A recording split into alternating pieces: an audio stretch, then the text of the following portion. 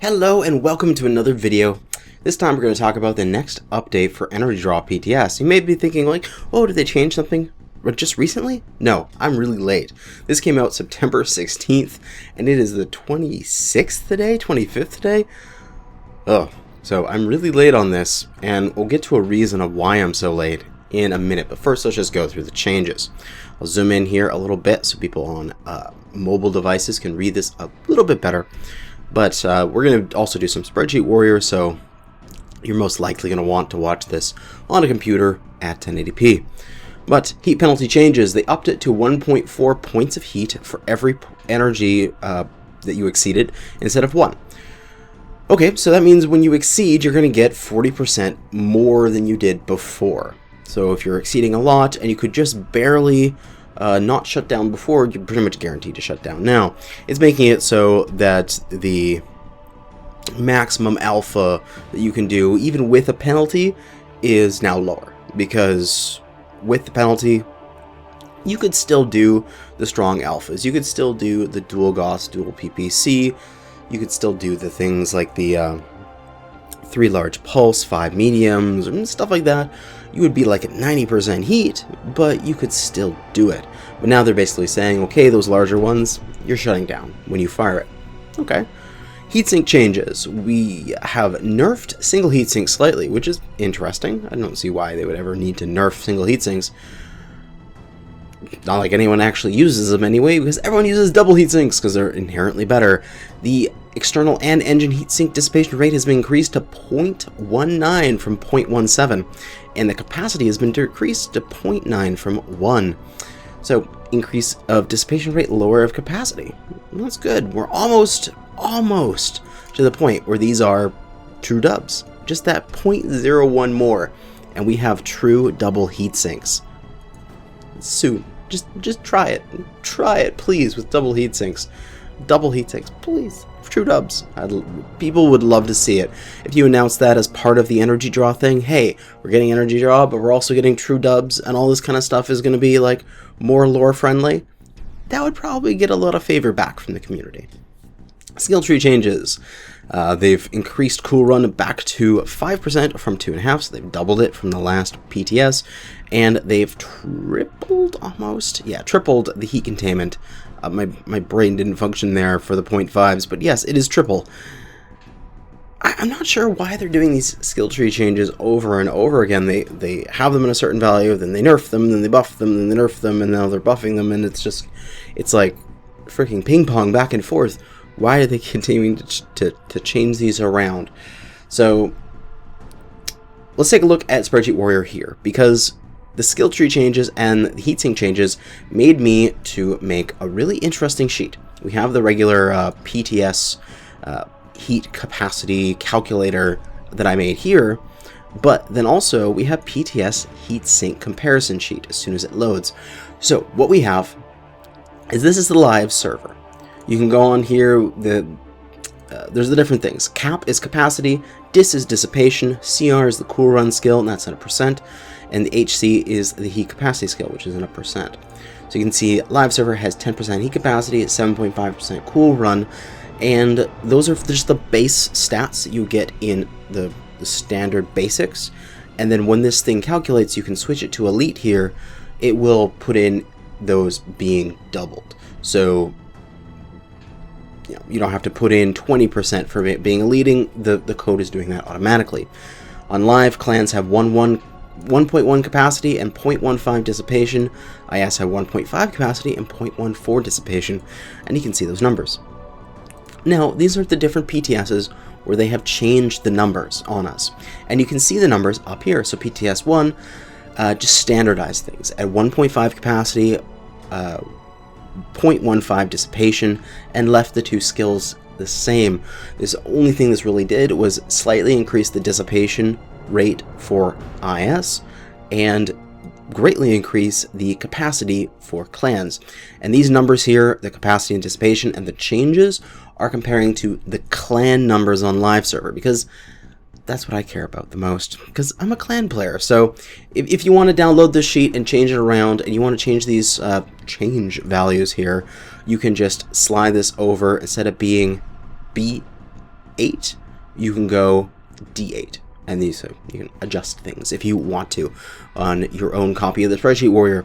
But PTS 4, we saw a drop of down to 1 cap, so from 1.5 to 2.5 heat containment from 10%, and 0.17 dissipation increase from 0.15, and then a drop of the cool run skill, 2.5 compared to the old 7.5. This is without elites, and you can see that the break point, basically when the old dissipation is the same as the new dissipation, was at 25 heatsinks. So you needed 25 double heatsinks to get the same amount of dissipation you're getting on live server under this new server. And that's with elites off. With elites on, because of these reduced percentages here, it goes even further. It's way past 30, and so it's not even worth calculating. Basically, you're guaranteed to have lower dissipation even when you have elites. Even with this increase in dissipation from the 0.15 to 0.17, this loss of percentage was just too much. But we go back here, and also an interesting thing, the reason why this this is such a weird formula compared to this is that the first 10 heatsinks under the live server and for PTS 1 were considered double heatsinks. So anything that's within the engine, built in, not the ones that you add into the engine afterwards, into the empty slots, or the ones that you put onto the mech, the ones that were built into the engine are considered double heatsinks. So you can see there with the leads off, the dissipation is going up 0.2, 0.2, 0.2, 0.2, but then as soon as we pass 10, it's going up 0.15. And this is corroborated by numbers within the game and numbers through Smurfy. So this is how it's functioning right now, which is really weird. So this made it so that 0.17 was only, like, that was applying to every single heatsink. So as we can see, even with the leads off, we're constantly losing a little bit of heat dissipation up until we hit 10, and then these would go to 0.15 instead of 0.2, and these would stay at 0.17, so then we'd slowly get it back until we hit the 25. I feel like this is strange a little bit, but we'll get into that in a moment. PTS 5, this new one, 0.9 capacity, 7.5% heat containment, 0.19 dissipation, and 5% cool run. So you can see here, again, the same capacity sort of thing as the last one, just a little bit lower, but that's fine. You know, I still feel like we have too much capacity in the game, and dropping it down a little bit is completely okay. But interesting thing of the dissipation, because they increased this to 0.19, we're not losing as much by the time we get to the 10, because we're only losing 0.01 per one of these heatsinks. So by the time we get here, it only takes us up to 13 heatsinks in order to hit our neutral, our old dissipation rates without elites. Of course, this goes a little bit further when we do equip elites, and this pops up to, what do we got here, 16 heatsinks you need to have in order to reach parity, but it's not as bad as the PTS 4. But still, basically, the majority of mechs that aren't going to be running a large quantity of heatsinks, like the 15 or more heatsinks, are going to actually see negative numbers in terms of their cooldown rate, which is a little unfortunate because the mechs that are down there are the ones that are basically locked to that. They're the smaller mechs, they're the lights, they're the blackjacks, that kind of stuff, where they can't take a larger engine if they want to.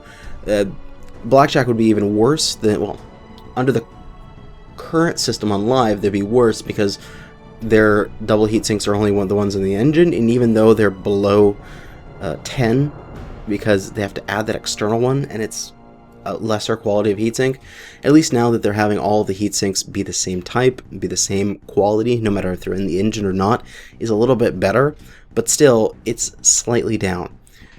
Now, I also put this one in here, user defined, see above, so you can put in your own numbers, and you can put in whatever you want. If you want a capacity of 10 for each heatsink, holy crap, that's ridiculous, but you can play around with it.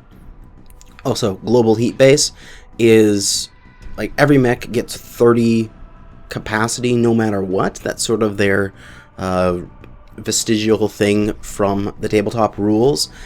You can play with that if you want, but it affects every single thing on the board here. So if you drop this down to 20, you can see what things are like. It even it affects live at the moment as well, although you might want to change that so that it's not affecting live, so you can see what it would be like if they changed the global heat base down for just the PTSs. But anyway, I really would like them to see this, just get rid of heat containment and cool run for just one go, give us capacity of 1 or capacity of 0.9 or capacity of 0.8, I don't really care, whatever they want here for capacity, below 1, sure, but just 0.2, true dubs. And we can see here, compared to live, no difference from 0 to 10. So all of your lights and your smaller mediums, stuff like that, can have the exact same heat dissipation they have now. And then after that, you just have an increase. Oh, that'd be kind of nice. But yeah, getting rid of the heat containment and cool run would be nice, because that's another thing that is that one step in between a player who has all of his mechs elited and a player who is brand new and doesn't, because, you know, that elited player is slightly stronger because of it. But moving on, so you can find this on the Spreadsheet Warrior and play with it yourself. Do whatever you want. Back to here. Mech Overheat damage. With the changes in heatsink dissipation, la-di-da-di-da, basically what it means is that lighter mechs will receive only a slight increase compared to what they have, and then assault mechs will take a lot more. So they're increasing the amount of damage that you're going to take while you're overheating across the board, but they're changing it based on the weight of your mech. So, like previously, you could, say, be in your Kodiak, and you could hit that override button, and you could ride along a little bit with the override and go, hey, you know, I'm going to take a little bit of damage here, but hey, I'm an assault. I'm a 100-tonner, my armor's not breached, looks like we're going to win this game, so I'll cook a little bit of my internal health here just to keep firing and do that extra bit of damage, get some extra C-bills out of it if I get that kill or I get that extra component, and just a little bit of extra damage. Now that's going to be a little bit more painful. When you overheat as an assault, you're going to take basically the same proportion amount of damage that you would when you overheat as a light. So it's no longer going to be these crazy things like I've seen a video a long time ago where a Locust overheated by just a moment and the CT went red because of it. And it's just like, holy shit. Like, that's really punishing for lights. I honestly think that they could actually drop the amount of damage that lights take when they're overheating. Maybe balance it around, say, the heavies. Make what they take in heavies sort of the standard as it is, or heavies or mediums, however you want to do it. And then lower it for mediums, lower it for lights, and then raise it for assaults. So where they're taking basically where it is flat right now, and then hinging it on the lights to raise the assaults, I'd like to see them hinge it on the, say, the heavies or the mediums or somewhere in between, so that the assaults are going to go up and the lights will go down. Overall, I really like the idea of this, making it more fair across the board, but it's just sort of where it starts from. I have a little bit of a problem with. Moving down, weapon changes, ultra autocannons, jam reduced on the 20 from 10 to 8 seconds. Yay, this is better. It's still going to be a little bit of a painful jam. I still don't like jam as a concept. Right now, there is a really interesting thread on Reddit that people are talking about alternatives to jam and basically just complaining on how RNG sucks. I've had this happen to me before. Oh my god, before Clans released, I was running along in my Ilium Mermets. I had the triple UAC chainsaw build. It was really great, really fun. I flank around the enemy. I go, ho ho, I have 3 enemies backs. Oh, I'm just gonna chew them up. Ah, okay, first shot, blam. Okay, double shot. Everything jams.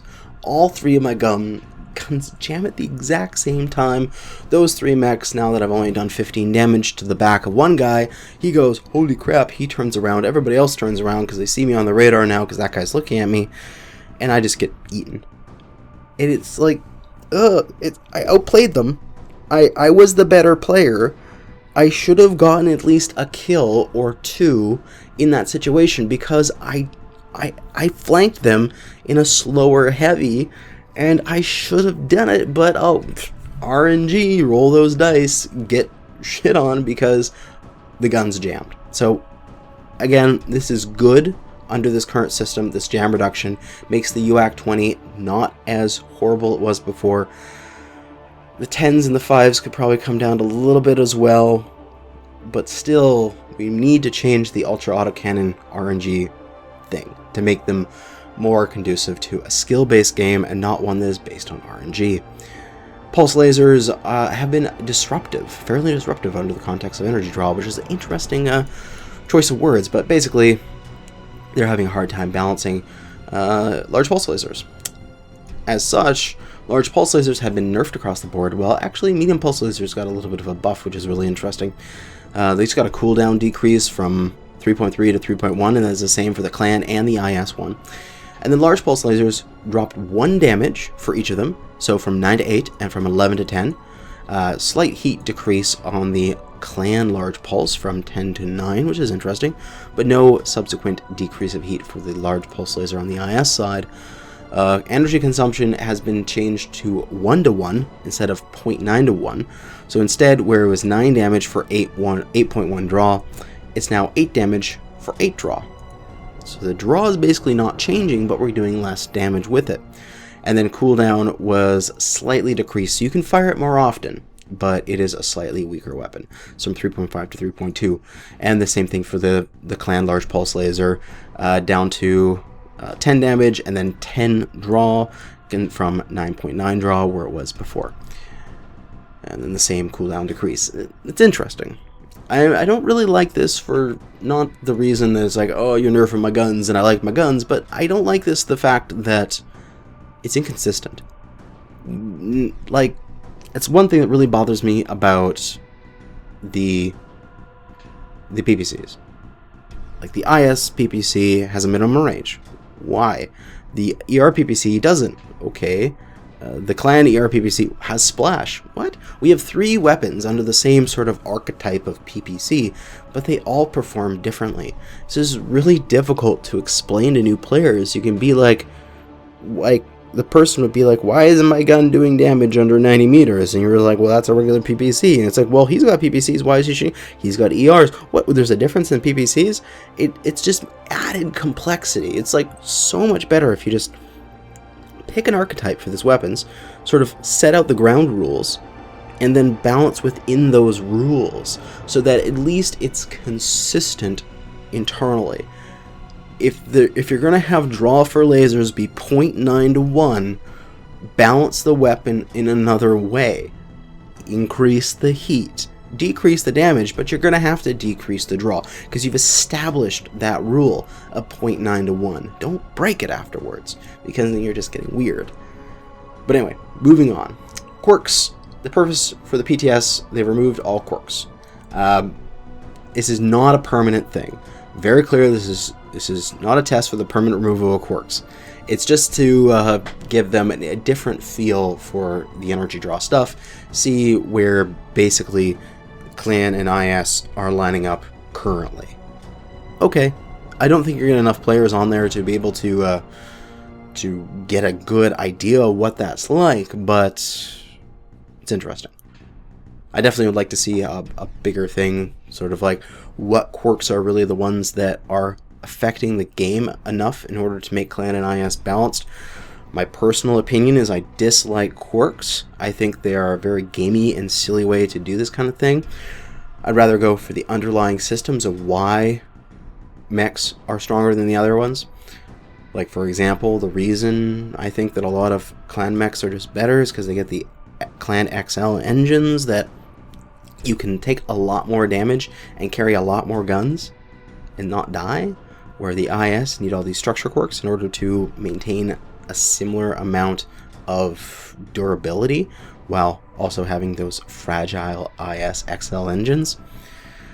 It's just if they went and they go to those systems and they fix those systems, I think it would be a lot better than relying on these quirks in the long run, because it would just, you have a undulating terrain underneath of all the different balance of all the mechs, and basically what you're doing is you're adding certain values to them until they're all flat. At least that's what you want to do. I'm saying it's just sand down the overperformers and shim up the underperformers in the underlaying systems, so you don't have to make as big or any quirks. But anyway, that's the changes. But I also want to end here with an idea, is that I'm over PTS'd. I'm The reason why this is like over a week late is that I just don't want to make another video on the PTS at this moment. And also, the interesting thing about sort of the mentality that was going on in the PTS, like skill tree changes. Like, we've seen them go down and then up and then down, and they're just bouncing around. And we're not seeing like a consistent sort of trying to trend towards an answer. It's not like we're going, okay, that was interesting, let's try another little shave. They're doing that for the double heat sinks. That's really good. They're going, okay, let's do 0.17. Okay, now let's do 0.19. Okay, now let's do whatever in the future. That's great, but they're bouncing around with skill trees. I don't know why they're doing that. Eliminate them or set them to a certain value, see how they play. Make them, because each variable you add to this is going to make this a little harder for a person to analyze, and harder for them to give critique on, because you have to think about all of these things. That is why when I'm in my sheet here, I have all this information at the top, because you have to account for it in order to give these comparisons correctly. At this point, I'm over PTS'd. I'd love another town hall. I want to hear the discussion of what they think is the right way to go. I want a poll. I want a nice big write-up of what they found at each PTS. Several paragraphs of going, this is what we saw with mech build changes, this is what we got as a result, these are some things we thought of for the next PTS. Okay, what's the next PTS? Repeat the process all the way through all of them and give us this information, because it kind of looks like you're just sort of, for double heat sinks and stuff like that, you're incrementing, and that's great. But for stuff like skill tree changes, it looks like you're throwing darts at a board, because the values are just changing constantly. But anyway, I'll try to be a little more punctual with the next one, but that'll be it for this one. Thanks for watching, and good hunting.